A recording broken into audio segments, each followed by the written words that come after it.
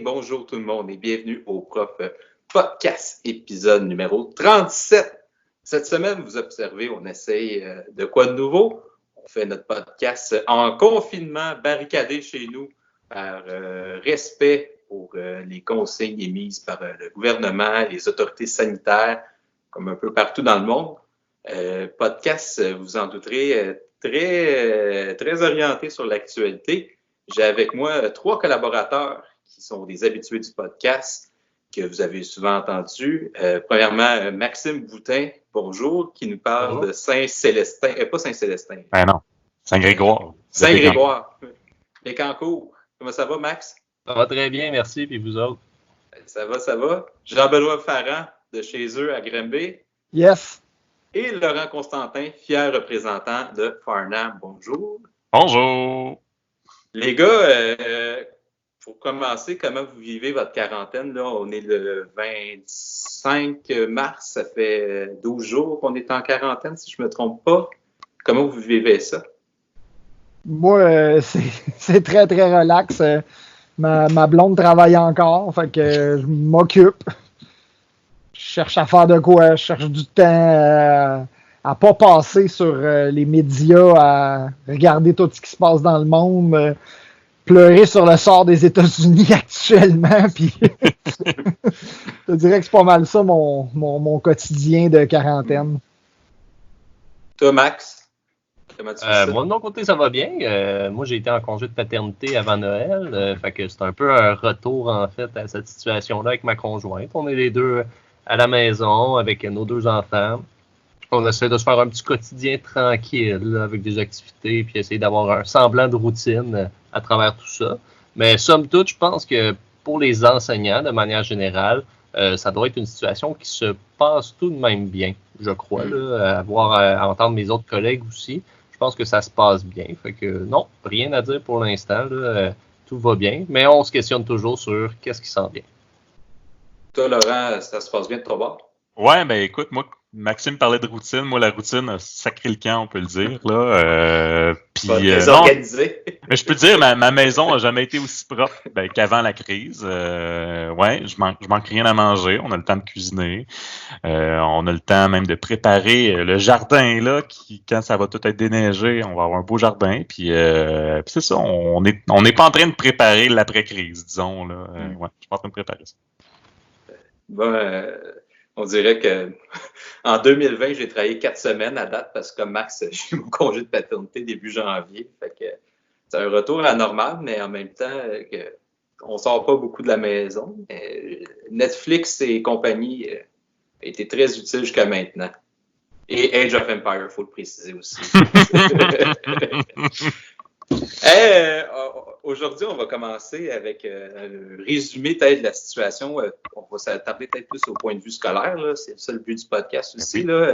Le jeudi 12 mars, la journée, là, je ne sais pas si vous en souvenez bien, là, mais il me semble que ça a dégringolé vite les nouvelles là, au point que le soir, finalement, on n'avait plus d'école, sauf peut-être toi, Max. Là. Ben, c'est ça, effectivement. Nous, ça a été le lendemain. Là. On attendait, dans le fond, l'arrêt ministériel. Là. Notre direction a décidé de préférer attendre là, pour ne pas avoir de mauvaises surprises ou quoi que ce soit. Mais je sais qu'il y a certaines commissions scolaires que c'était journée pédagogique tout de même le lendemain. Fait que c'est sûr que ça a simplifié peut-être le choix aussi. Là. Puis il y avait aussi, je sais qu'au nord de Trois-Rivières, il y avait des pluies verglaçantes. Fait qu'ils ont arrêté pour la température. Là. Fait que, il y a certaines régions que ça donnait bien le vendredi. Nous, on est tout de même rentrés. Puis il y avait déjà un léger taux d'absentéisme un petit peu plus grand. C'est-à-dire qu'il y avait des élèves qui le sentaient ou que ça reste un vendredi, hein, on se le dit. Là. Fait que je pense que nous, on a été en attente de voir ce qui s'est passé.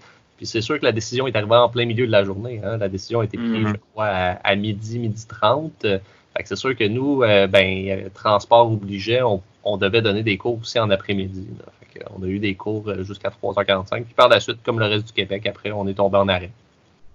Moi, je me souviens très, très bien là, dans la salle des dîneurs, ce jeudi midi-là. On est en train de dîner, puis on jase en train de dîner, puis on se met à faire des pseudo-paris quand est-ce que les cours vont être suspendus. Avant Pâques, après Pâques. C'est pas mal partagé 50-50 à peu près. Il y en a qui pensent que ça va être après Pâques, d'autres avant Pâques. le soir même, c'est fini.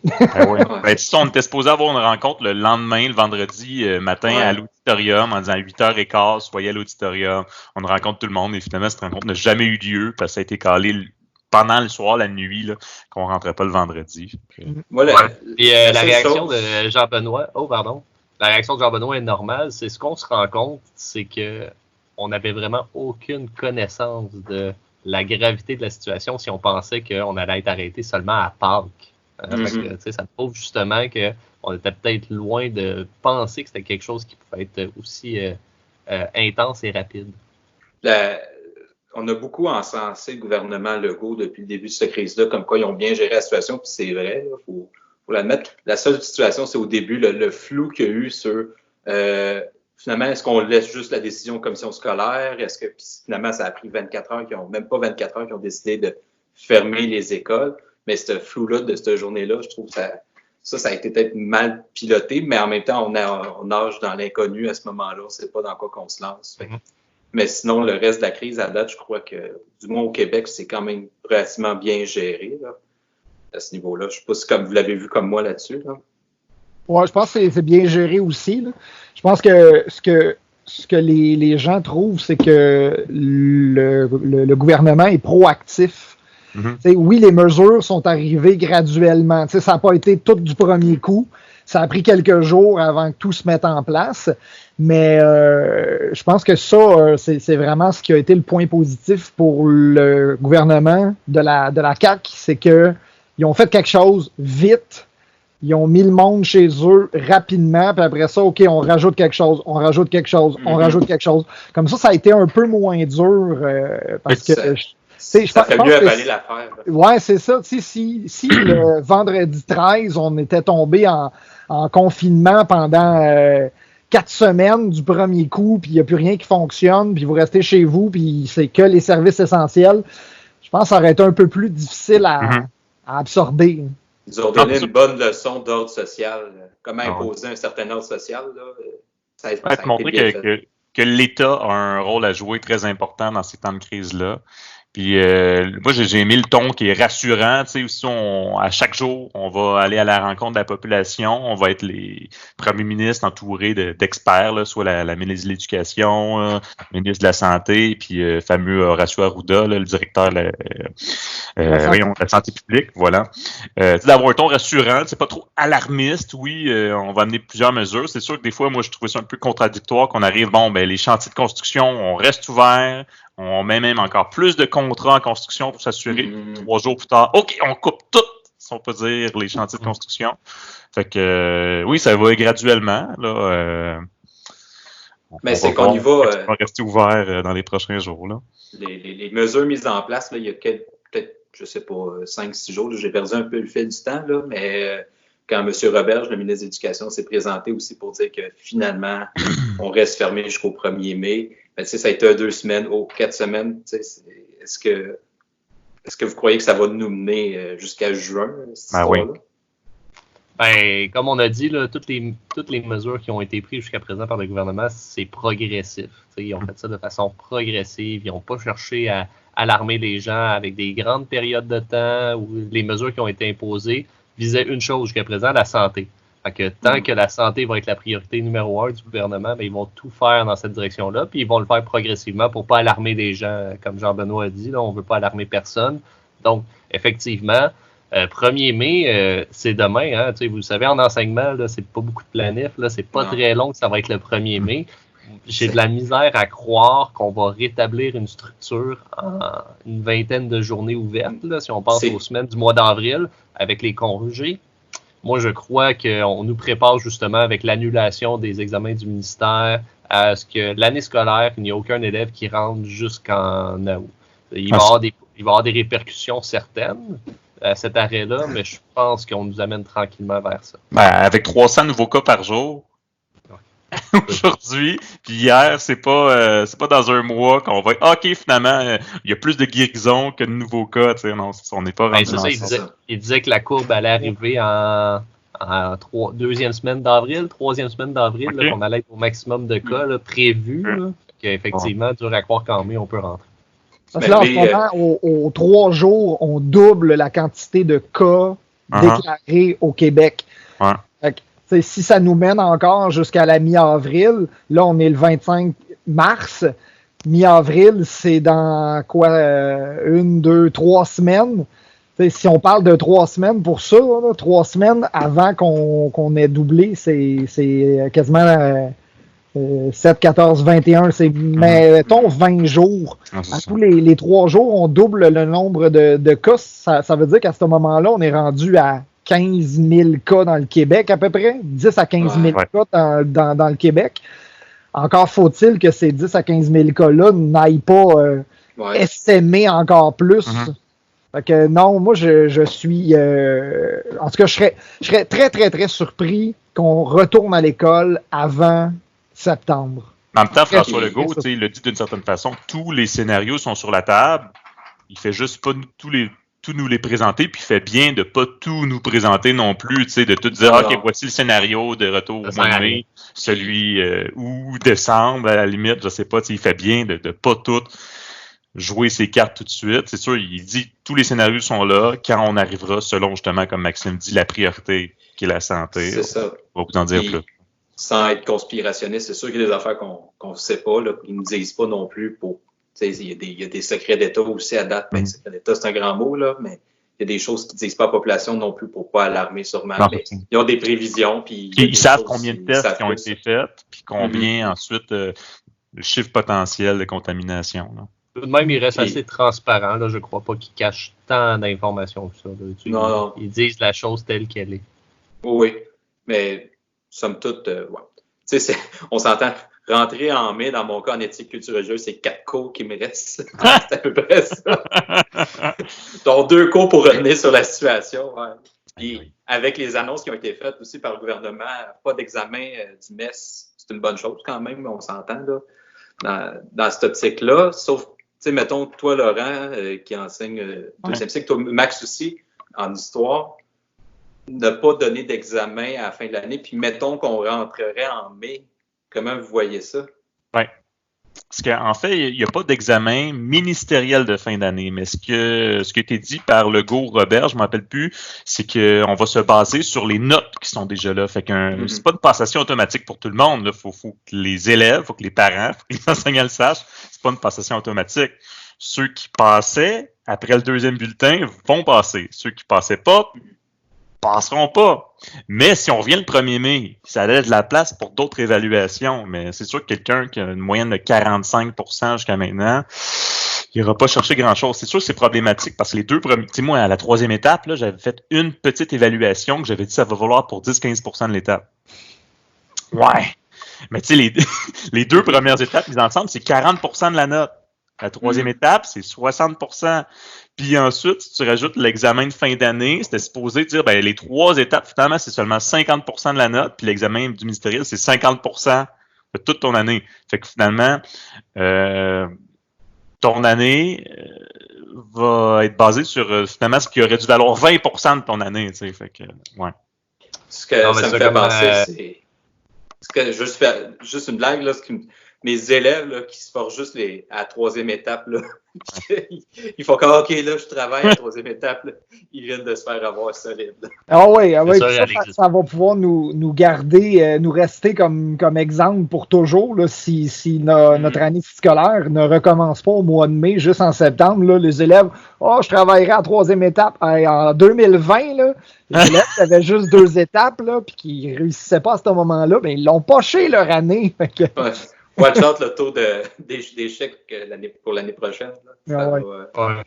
C'est pour ça que ça devient complexe, même au niveau des évaluations, si on rentre au mois de mai, selon moi, parce que on ne peut pas donner le poids qu'il devrait avoir à ces évaluations-là. Fait que ça veut dire qu'il faut que tu fasses une refonte complète de tes modalités d'évaluation. Puis là, on parle juste d'histoire ici.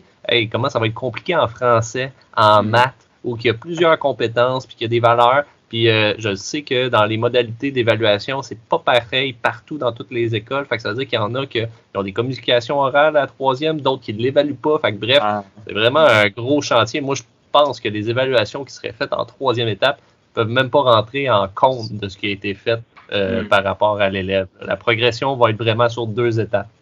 Puis moi, j'ai des élèves, je l'entends, là, des échos, ça fait que ben, c'est correct. Si j'ai pas toute la fin du cours d'histoire de secondaire 4, c'est pas grave, parce qu'en secondaire 5, il n'y en a pas d'histoire. Ouais. Mais quelqu'un, mettons, qui est en.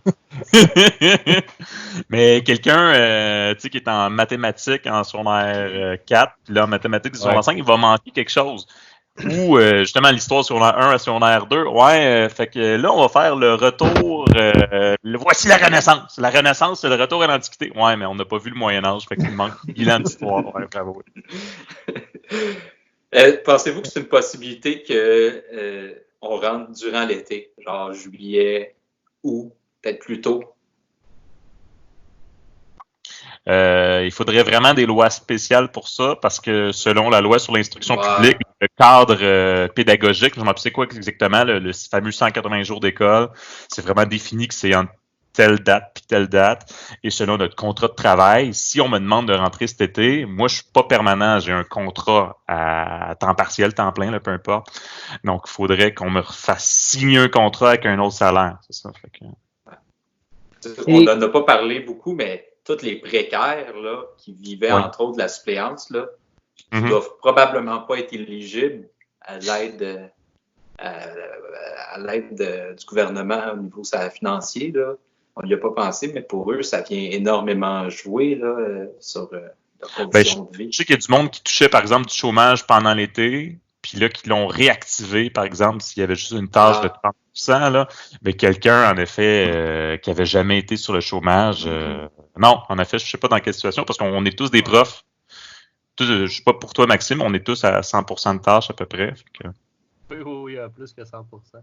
Ah bon? Je sais qu'aujourd'hui... hey Max, peux-tu monter ton son? Oui, absolument. Excuse-moi. Je sais que Justin Trudeau a annoncé aujourd'hui qu'il allait élargir, dans le fond, le chômage. Fait que je pense qu'il y a beaucoup de gens qui vont rentrer dans cette nouvelle politique-là. Puis on parlait de 2000 $ par mois. Fait que je pense que les précaires qui n'ont pas de contrat vont rentrer aussi là-dedans. 2000 $ par mois? Ouais. C'est quasiment mon salaire. Ouais. mais on s'entend, l'État ne peut pas supporter une cadence comme ça pendant 10 mois de temps. Là. Ça, c'est 4 mois. C'est 4 mois, ouais. Mais au-delà de ça, c'est ça que j'ai hâte de voir si ça va se régler rapidement. Il faut que ça se règle vite. Là. Ah, mais ça plus les gens vont respecter les mesures de confinement, plus ça va se régler vite. Là. C'est juste à nous autres que ça revient, tout ça, là, à la population. Là. Parce que... Et puis, oui, je pense que les précaires vont être éligibles à l'aide du gouvernement. Pour en revenir sur le fait de nous faire entrer durant l'été, admettons que les cours peuvent reprendre au mois de mai. Admettons que. On finit au mois de juin. À partir du mois de juin, tous les étudiants qui ont 16 ans et plus, d'habitude, ils travaillent durant l'été. Ils travaillent dans le tourisme, ils travaillent dans les restaurants, ils travaillent dans les camps de vacances, que sais-je. Là. Fait que, si tu enlèves tous ces employés-là de leur emploi d'été pour les renvoyer à l'école, il y a une grosse partie du tourisme qui se fait au Québec et au Canada qui ne peut pas se faire. C'est beaucoup de rentrées d'argent pour beaucoup d'employeurs qui disparaissent. Fait que, non, ça, je pense pas que ça peut être fait. Ensuite, le calendrier scolaire de l'année est voté à peu près mars-avril, si je me souviens bien. Je suis pas sûr d'avoir vu celui de l'année prochaine encore, mais j'ai vu un projet de calendrier scolaire. Je ne sais pas si ça a été voté encore au centre de service, étant donné que c'est plus une commission scolaire, c'est un centre de service. Mais si ça a déjà été voté, le calendrier scolaire, il faudrait qu'ils reviennent là-dessus, présenter un nouveau calendrier scolaire, changer les modalités de la nouvelle année scolaire, et l'année scolaire reste à 180 jours. Fait que oui, est-ce qu'on reprend les jours qu'on a manqués cette année à un autre moment? Moi, je me rappelle que durant le verglas, en 1998, si je me souviens bien, il y avait manqué 2 à 3 semaines d'école dans la région ici. ça n'a pas été repris ces 2 à 3 semaines d'école-là, puis les élèves ont réussi quand même, puis en ce moment, ces élèves-là, ils travaillent, ils ont des emplois, ils ont des familles. Fait que, tu sais, c'est pas le bout du bout d'avoir de l'école. Là. Il y a beaucoup d'autres apprentissages qui sont possibles de faire chez soi que les parents peuvent faire. Là. Mais on s'entend, là, je vais peut-être, il y a du monde qui ne seront pas d'accord avec moi, mais l'école, à un moment donné, c'est important, mais c'est pas si important que ça non plus. Tu sais, la santé publique, puis il y a des plus grosses priorités aussi que continuer d'apprendre à l'école. Là. À un moment donné, il ne faut pas vérifier ça. En ce moment, c'est deuxième. Là, t'en parleras à des gens qui habitent dans un camp de réfugiés. De toute façon, l'éducation, en effet, n'est pas le besoin premier. Oui. Quand ils arrivent, c'est sûr, dans les écoles au Québec, par exemple, au Canada, peu importe, c'est sûr qu'ils arrivent avec certains retards scolaires parfois. Là. Ouais. Mais l'important quand tu vis une crise, c'est tes besoins primaires là, qui sont avoir un toit, te nourrir, te vêtir, puis voilà. Et ça. Netflix. Oui! Aujourd'hui, il y a une nouvelle qui est sortie dans les médias, puis je trouvais que c'était très intéressant. Il y a le groupe, je ne vais pas me tromper, là, de parents pour l'école publique ou quelque chose comme ça, qu'ils ont formulé une demande à l'ONU pour reconnaître que le système québécois, finalement, n'était pas si équitable que ça à cause du système à 3 vitesses. Avez-vous lu un peu là-dessus? J'aimerais savoir votre opinion là-dessus. Je connais le groupe, mais j'ai pas vu cette lettre-là passer. Moi, ce que j'ai vu, c'est que oui, il y avait cette, mettons, dénonciation-là d'un système à 3 vitesses. Je pense que la crise qu'on vit en ce moment le démontre hors de tout doute et peut-être mieux que beaucoup d'études qui pourraient être faites. T'sais, tout le système public est complètement arrêté. Les élèves du système public, ils n'ont rien. Les élèves du système public sélectionnés, PEI, tout ça, eux autres ont peut-être accès à des outils, des ordinateurs, des iPads et du matériel qui leur est fourni. Et le privé, qui avait déjà mis en place des plateformes électroniques d'apprentissage, eux autres, les profs continuent de travailler. Là. Il y a juste nous autres dans le système public qui font rien en ce moment. Là. Fait qu'on a vraiment un système à 3 vitesses, puis la crise nous le montre. Là. Ben, c'est ça qui est spécial, parce que dans les écoles privées, il y a des directions qui vont obliger leurs enseignants à prendre contact avec les élèves, à continuer certaines formations à distance, du moins de faire du tutorat, les appeler, leur demander c'est quoi les besoins. Tu sais, on a un ami qu'il faut qu'il fasse du travail à distance à tous les jours. Et j'ai un autre ami qui, lui, est dans la commission scolaire, je crois, de Rivière-du-Loup, et lui, c'est carrément la consigne de la direction, c'est « vous ne devez pas ». Plus, ça vient pas du syndicat, ça vient de la direction. Vous ne devez pas contacter les parents. Puis là, ils ont demandé, pourquoi? On veut bien les aider. Non, parce que mettons que sur tous les parents que tu contactes, il y en a seulement 90% qui reçoivent le courriel, qui reçoivent ces choses-là. Les 10% qui n'ont peut-être pas d'ordinateur à la maison, qui n'ont pas d'adresse courriel, eux n'avanceront pas. Fait que ça va créer une iniquité, une inégalité entre ceux qui peuvent vraiment faire la formation à distance et les 10%, peu importe le pourcentage, qui peuvent pas en faire. Donc, c'est pour ça qu'ils ont dit, pour l'équité de tout le monde, faites rien. C'est un peu ça qui est particulier aussi. Mais de toute façon, c'est peut-être au 2e cycle du secondaire, le suivi est plus facile peut-être avec les élèves, mais au 1er cycle, au primaire, non, c'est plus difficile, là, vraiment, là, de vous demander à un jeune de 8 ans, là, on va te plugger devant l'ordinateur, là, Madame Sylvie va te parler, là, puis tu vas faire des exercices. Ah non, c'est ça. À un moment donné, c'est pas équitable pour tout le monde à ce niveau-là. On peut pas. Tu sais, le privé, je peux le comprendre parce que c'est une business, le privé aussi, puis ils veulent que les parents en aient pour leur argent. Mais ils ont peur de perdre la clientèle aussi s'ils en font passer. Mais ils vont tu sais, ces profs-là qui travaillent au privé, je sais pas si la crise s'éternise, si financièrement ils vont continuer d'être payés comme tous les autres profs au Québec aussi, là. Ça, c'est une autre il y a déjà à peu près 60-70% de leur salaire qui vient du ministère de l'Éducation, là. Grosse question. Mais bref, l'ONU se penche là-dessus. Il y a aussi les parents à la maison ceux qui sont en télétravail, Ils ont eu le temps d'aider leur enfant à faire l'apprentissage de maths, de français, d'anglais pendant qu'ils sont en train eux-mêmes de faire leur travail pour essayer de garder leur salaire.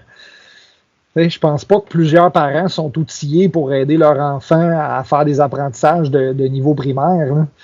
Encore moins de niveau secondaire. Là. C'est pas pour dénigrer les parents. Là. C'est peut-être qu'ils en ont déjà jusque-là de leur job au quotidien, pas avoir à rajouter les apprentissages de l'enfant en plus. Là.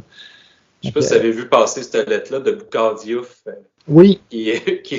Qui félicite et remercie les enseignants parce qu'il y a bien des parents qui en ce moment ils font comme mais je suis pas capable d'endurer mon propre enfant comme ils font avec 25-30 dans une classe. Ouais, c'est ça, parce que là, c'est pas des vacances, là. Il y a des parents qui n'ont pas choisi ce moment-là pour être sur pause. Puis, j'ai un frère, une sœur là, qui travaille à distance de la maison, puis c'est pas tout le temps facile avec les enfants. C'est sûr que on leur impose pas la même productivité que d'habitude, mais de un, ils continuent de travailler, puis de deux, ils peuvent pas faire bon, ben ok, on va sortir, on va aller, je sais pas, au cinéma tout le monde, on va aller au zoo tout le monde. Non, tout est fermé, c'est ça. Fait que c'est ça qui est encore plus difficile pour des parents en ce moment. Là. C'est drôle de situation quand même, puis je regarde du monde autour de moi, le beau-frère, belle-sœur, avec leurs enfants, puis qui ont des gros jobs que c'est exigeant, mais ils n'ont pas eu le choix, ils sont allés dans une belle famille avec les grands-parents pour que les grands-parents gardent des enfants. Non, moi, je peux te dire, les grands-parents ne veulent pas voir les petits-enfants. Non, pas tant que ça. Je viens de retrouver en passant l'article dont vous parliez, là, c'est l'ONU s'enquiert de l'école québécoise à 3 vitesses, c'est du mouvement L'école ensemble. Le mouvement L'école ensemble qui est en effet un mouvement de parents. À la base, ça vient de l'Outaouais, justement, qui dénonçait la ségrégation scolaire puis le système à 3 vitesses. Mais on en avait déjà parlé dans un ancien épisode. Là. De toute façon, tu vas pouvoir mettre dans le bas, j'imagine, Marc, le petit intitulé, le petit lien qui clique vers l'épisode auquel on en a parlé. Il n'y a pas l'air. Tu me le rappelleras. Tu les mettras dans les commentaires du clip sur YouTube, les liens vers les éléments. D'ailleurs, YouTube diminue la qualité des vidéos à partir d'aujourd'hui. On va pouvoir quand même le réécouter en 1080p, mais d'emblée, ils vont le mettre à 480. Ils réduisent parce qu'il y a trop de trafic Internet. C'est ça. Fait que écoutez-nous en HD, s'il vous plaît, parce que la qualité va être dégueulasse. Est-ce que ça va changer dans notre pratique après la crise? Qu'est-ce que vous pensez qui va être différent? Max, de ton bord, crois-tu que ta façon d'enseigner ou peut-être les élèves eux-mêmes vont changer leur vision de l'école quand on va arriver en classe? Je pense, non. L'élève, je pense que c'est quand même un processus cognitif là, assez complexe de comprendre l'impact que peut avoir un tel événement sur leur éducation en tant que telle. Mais je pense qu'on va se rendre compte d'une chose, c'est qu'il y a une grande disparité dans l'utilisation des technologies chez les enseignants. Ça, c'est flagrant, hein, Marc? Moi, c'est vrai, pas juste chez les élèves, mais chez les enseignants, t'as raison. Oui, particulièrement chez les enseignants. Puis aussi, comme tu viens de dire, Laurent, il va y avoir une disparité chez les différentes régions. Je regarde chez nous, il n'y a même pas la haute vitesse encore. Est-ce qu'on peut avoir le même type d'enseignement avec justement des enfants qui n'ont pas accès au même? Oui, tout à fait. Est-ce qu'on peut enseigner de la même manière? Puis c'est aussi de se rendre compte que peut-être l'école québécoise a beaucoup de choses à modifier. Je pense qu'on peut faire beaucoup mieux qu'on fait en ce moment. Là, c'est pas pour rien qu'en ce moment, les enseignants, il n'y a rien qui se passe. C'est que l'école québécoise n'est pas prête à passer au virage numérique là, que M. Roberge nous a montré dans le passé. Là. Le Québec est à 5-10 ans là, de réussir à avoir un virage numérique complet. Fait que moi, je pense que ça va peut-être accélérer ces chantiers de travail-là en éducation, mais ça va nous montrer aussi justement qu'il faut peut-être repenser notre enseignement. Je ne sais pas à quoi ressemblent dans vos classes vos enseignements, mais diversifier l'utilisation des technologies pour permettre à l'élève aussi d'être capable de s'adapter. C'est peut-être ça que je me rends compte. Là, les technologies, là, j'utilise souvent 5 à 6 applications pour la même structure de concept, juste pour que l'élève soit habitué à faire face justement à des situations complètement différentes. Que je pense que un changement, c'est pour faire que l'élève soit plus apte justement à apprendre de la maison dans des situations extraordinaires comme ça. Là. Que je pense que nécessairement, il va y avoir un virage après. étant donné qu'on a dit là, la santé va passer en premier. Mais une fois que la crise va être passée, je pense qu'en éducation, on va devoir se questionner réellement sur notre manière d'enseigner en temps problématique, là, parce que je pense que ça peut changer un peu notre réalité d'enseignement de manière générale. Mais sinon, je repense à notre ami là, qui enseigne au privé. Lui, ils ont déjà commencé sur certains virages avant même cette crise-là. Il avait commencé, on va faire une journée pédagogique à distance. Fait que toutes les réunions vont être à distance. Fait que déjà, il y avait cette conscientisation-là au niveau de toute l'équipe, de tous les profs. Les réunions vont se faire sur des applications comme Teams, comme sur Skype, peu importe. Donc, on apprend toujours de ces situations-là. Fait que, dans les écoles, parce qu'il y a eu beaucoup peut-être d'incendies, il y a des pratiques d'incendie. Parce qu'il y a eu certaines attaques, il y a des pratiques de confinement. Il va peut-être avoir des pratiques d'une journée, la journée nationale de l'école à distance. Ça va peut-être être ça qui va se faire comme pratique éventuellement, on ne sait pas. Il va toujours avoir l'espèce de gros livre, si on peut dire, en cas de crise, quoi faire, si on peut dire.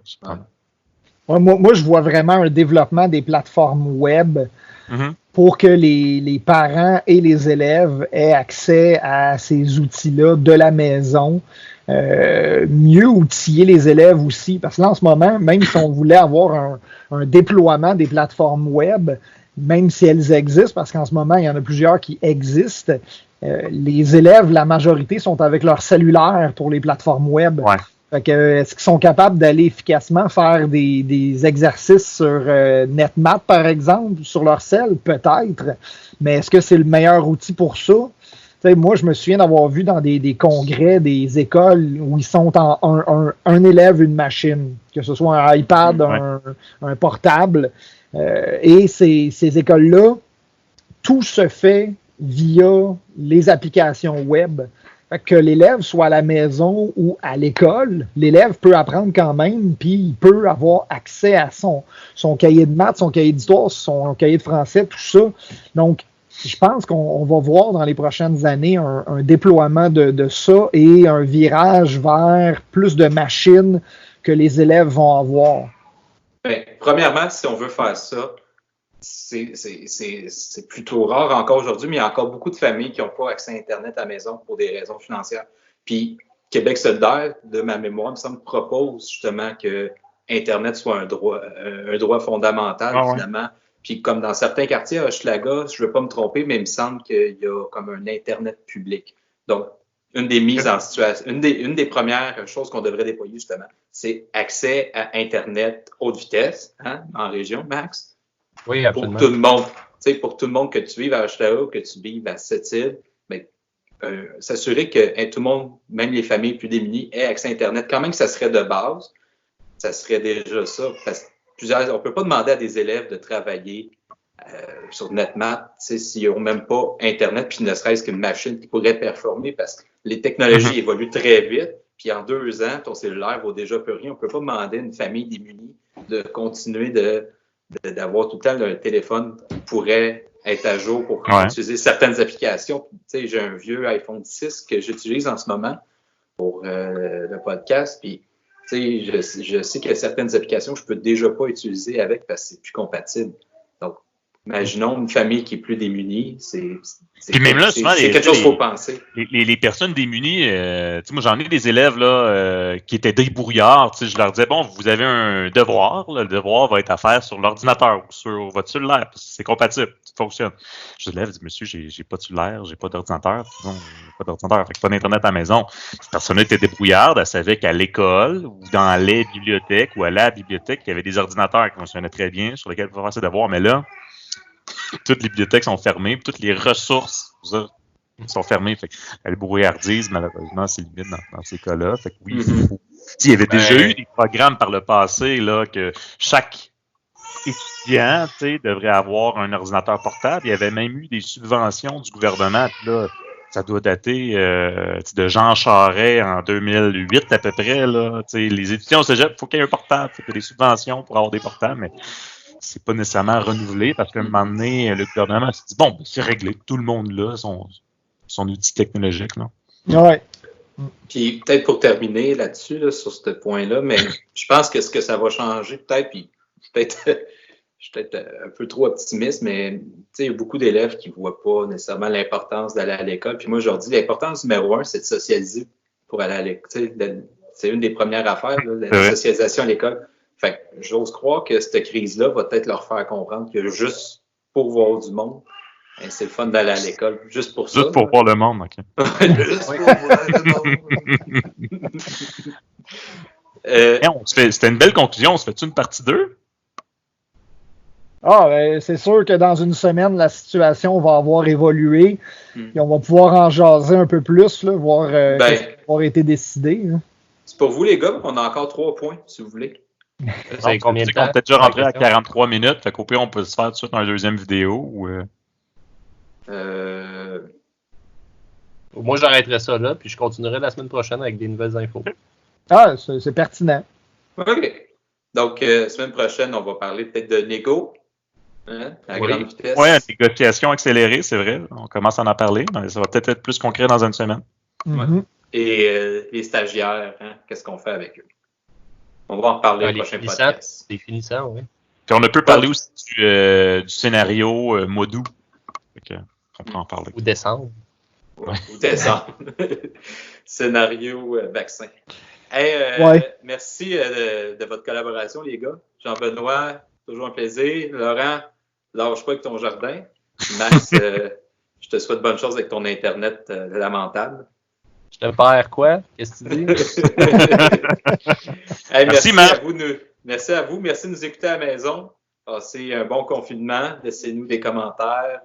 On s'excuse de la qualité sonore, mais c'est mieux qu'on peut faire. Puis, si vous entendez des bébés, ben, je fais du télétravail. OK. Donc, passez une belle semaine. Lâchez pas, lavez-vous les mains. Bye. Salut.